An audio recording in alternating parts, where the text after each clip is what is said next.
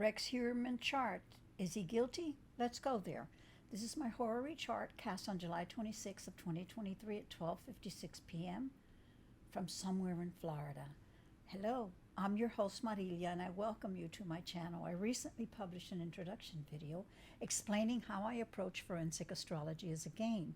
I use the analogy of the chart wheel being the game board, planets and asteroids being the game pieces, and locations and points on the chart being the stacked deck of chance. In this video, the wheel has spun. My question, is Rex Heuermann guilty, is asked, and a map has emerged. The quest to find the answer to my question begins. Game on. Now, each house is occupied by a constellation represented by a zodiac sign, indicated by the glyphs placed at each house. Chart wheels are always entered through the house number 1.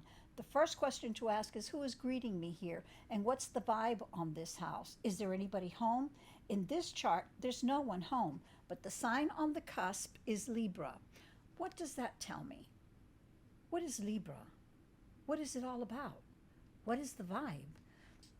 The first thing to know is that Libra is the only constellation that is not represented by an animal or human symbol. It is represented by an object. The object here is the scales, and this is often referred to as the scale of justice or the act of seeking balance. I make a mental note that humanity and empathy are missing here. This is a calculated, fabricated reality. I am warned of dualism just ahead. Because this video is about a dark subject, I consider the metaphorical Egyptian tale in the Book of the Dead about the goddess Maat. According to the story, the heart contained a record of all the deceased's actions in life, and it was weighed against Maat's feather.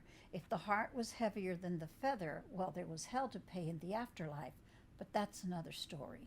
Maat's a great symbol for Libra's connection to a principle rather than a reality. Immediately, I see dualism, superficiality, diplomacy, branding, and image control. I am being shown what I want to see, not necessarily what is there. It's an energy of dealings with the intricacies and complexities of rules, regulations, codes, principles, and ideas, contract agreements, and partnerships, not necessarily based on love, but more on meeting social expectations. Libra seeks to meet expectations and uses the allure of intellect to attract. Libra is about using the expectations of others. Upon entering, I got a sense of manipulation and partnership. Okay, let's start looking at connections. We need to begin at the power source, and that involves figuring out who rules this chart.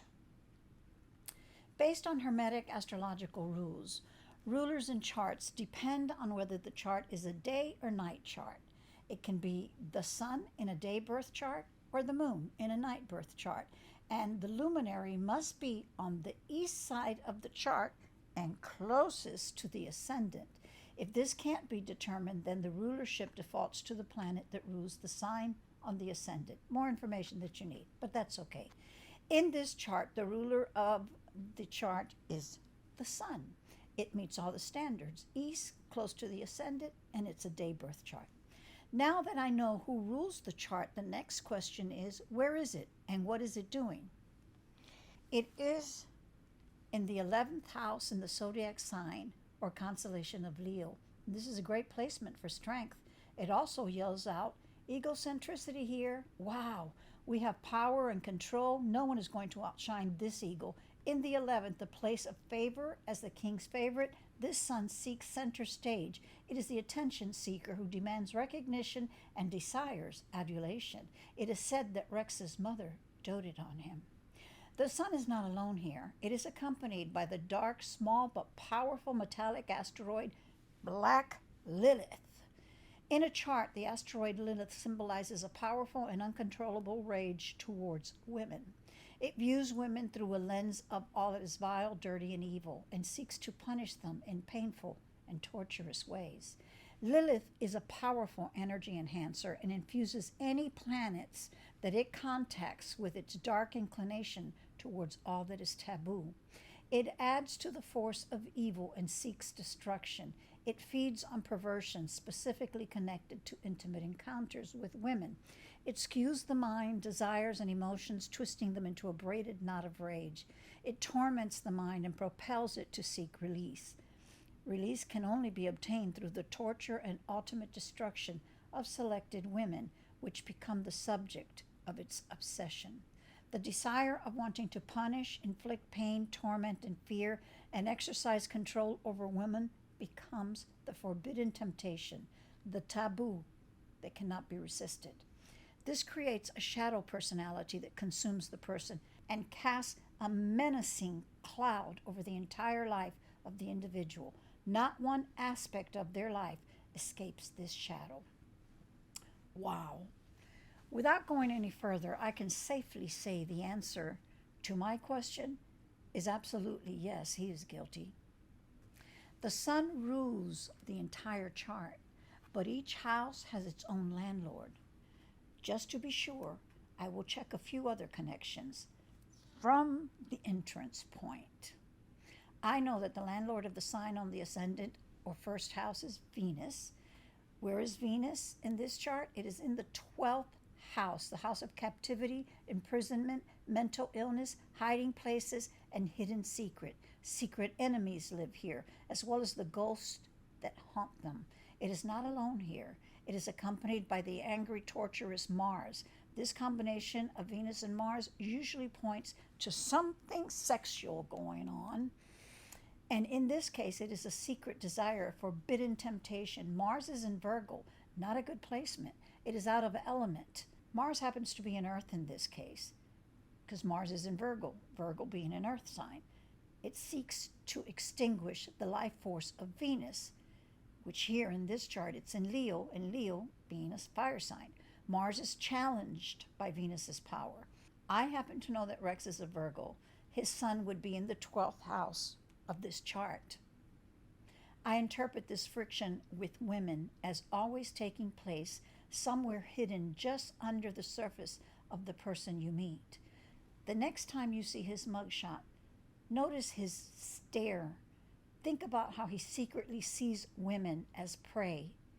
And when he selects one, they are doomed to encounter the monster he keeps secretly locked up in his brain. I just gave myself the creeps. The other place the first house connects to is here, the 8th house.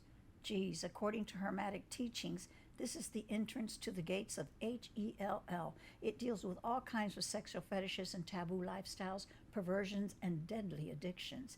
It deals with the dying process and the belongings of the dead. And this house is occupied by the planets Uranus and Jupiter. Uranus is associated with the air sign Aquarius, and this sign is said to represent humanitarianism and friendships. And most people's expectations of Aquarius are of a golden age of peace and harmony. Not if you are a student of astrology. Aquarius has 2 rulers, the Dark Lord himself, the stealer of time, the planet Saturn, and Uranus. Now let's take a closer look at Uranus.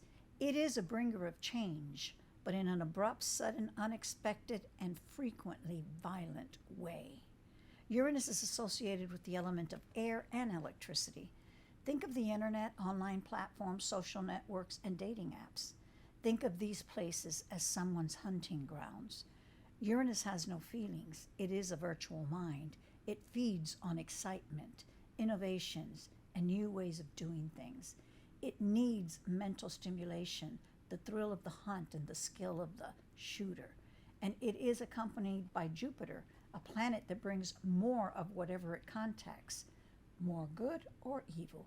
It extends, prolongs, and makes things last longer.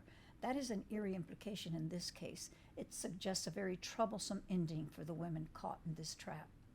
Now, this channel is about playing the game of forensic astrology to see if I can find an answer. However, on this channel, I also look for the grizz, the gossip, rumor, and innuendo zip lines. Yes, astrological charts contain a lot of grizz. You just have to do a bit of astrological gumshoeing to uncover them. The stars have a lot to say. What is my conclusion? The answer is yes, yes, yes, he is guilty. But did he act alone? I will tackle that question in an upcoming video. In my next video, I'll explore the grizz and the rest of this chart. Thank you for visiting. I hope you return for my next episode. This is your host, Marilia, signing off. Y'all stay safe out there. Bye now.